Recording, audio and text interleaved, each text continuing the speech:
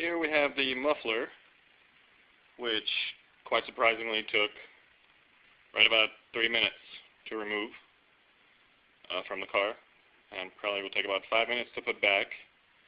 And now we'll see what it sounds like. So this is the car at idle.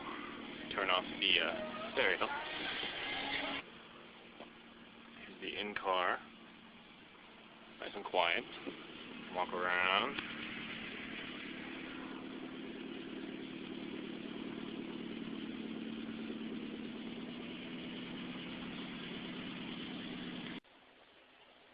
Okay, now we'll fire up the car and rev it a little bit. See what it sounds like.